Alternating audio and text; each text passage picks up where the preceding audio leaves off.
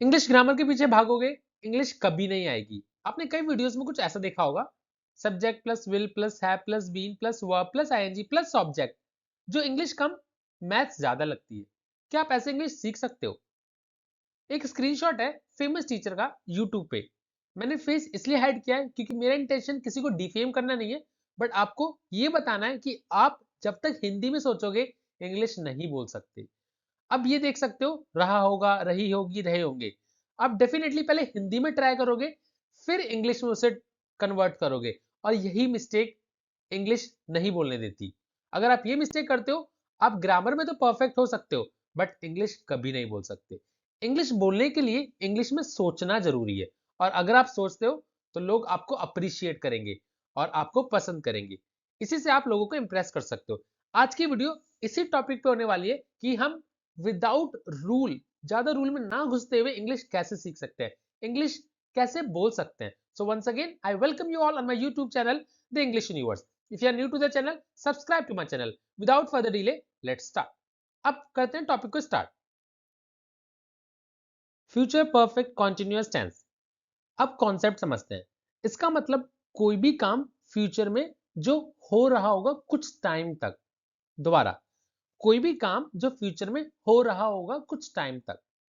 और इसके लिए सिर्फ दो वर्ड्स हैं जो आपको याद रखने हैं। आपको बहुत प्लस और माइनस में नहीं जाना, बहुत सारे रूल्स याद नहीं करने, जितना कम हो सके उतना, ताकि हमारा काम भी हो जाए और हम प्रैक्टिकल सोच सके कि ऐसे सेंटेंसेस बनते कैसे। तो उसके लिए दो वर्ड्स हैं, will have been plus action में आईएनजी। बस, will have been plus action में आईएनजी। अगर आपको ये आ गया तो आप ऐसे सेंटेंसेस बना सकते हो।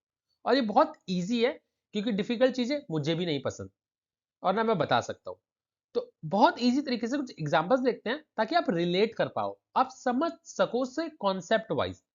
पहला पिक्चर, जैसे मान लीजिए कोई काम करता है कंपनी में, और उसे लगता है मुझे ये काम करना पसंद नहीं है, बट अगले साल भी मुझे काम करना पड़ेगा और वो काम कंटिन्यू रहेगा। तो उस बात को ऐसे बोल सकते हैं, I will have been working in this office for 1 year. मतलब 1 साल तक वो काम कर रही होगी। ठीक है, तो आपने कॉन्सेप्ट समझा कि फ्यूचर में काम रिपीट हो रहा होगा। I will have been working in this company for 1 year. दूसरा एग्जांपल, मान लीजिए किसी की मम्मी गांव जा रही है। ठीक है, इस लड़की की मम्मी गांव जा रही है और इसे 1 हफ्ते तक काम करना पड़ेगा फ्यूचर में। तो हम बोल सकते हैं, she will have been cleaning home for 1 week. She will have been cleaning home for 1 week. या फिर इस लड़की के पापा गांव जा रहे हैं, मान लीजिए किसी के पापा गांव जा रहे हैं, ठीक है, कुछ टाइम के लिए, 5 दिनों के लिए, और उस लड़की को शॉप संभालनी है, क्लोथ्स की, गारमेंट्स की शॉप संभालनी है। तो कैसे बोले, she will have been going to shop for 5 days because her father is going to village. अगर आप ध्यान से देखो तो मैंने इसमें प्रेजेंट कॉन्टिन्यूअस टेंस में लगाया है, कनेक्ट किया है। वो कंटिन्यूअसली 5 दिन तक जा रही होगी शॉप पे, क्योंकि उसके पापा गांव जा रहे हैं इसलिए।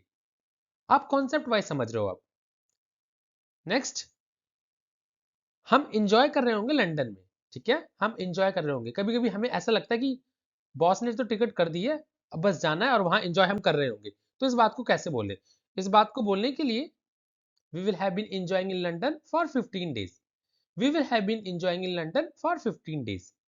या फिर आपके पापा को कॉल आता है और उन्हें पता चलता है कि उन्हें अगले दिन पूरे दिन काम करना पड़ेगा, पूरे दिन वो बिजी रहने वाले हैं। तो आप ऐसे बोल सकते हो, my father will have been working for full day, so tomorrow he needs dinner on time.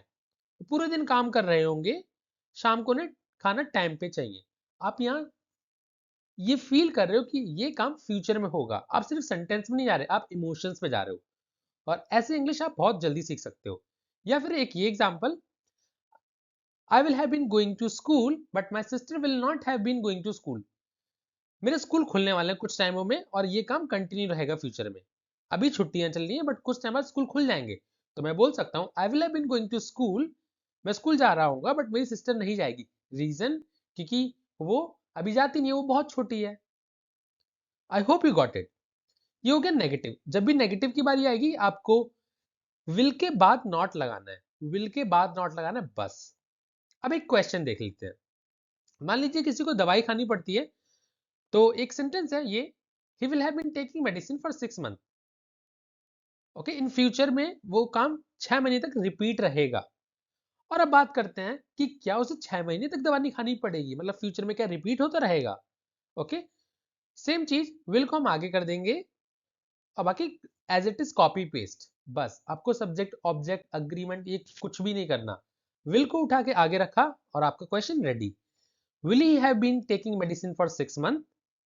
I hope you got it. But आपको अब ऐसे ही सोचना है। अगर आपको लगता है कोई काम फ्यूचर में रिपीट हो रहा है, उसी के अकॉर्डिंग सेंटेंस बनाना है। And if you have enjoyed this video, please hit the like button, subscribe to my channel, press the bell icon, and we'll meet in the next video. Till then, bye bye, take care people.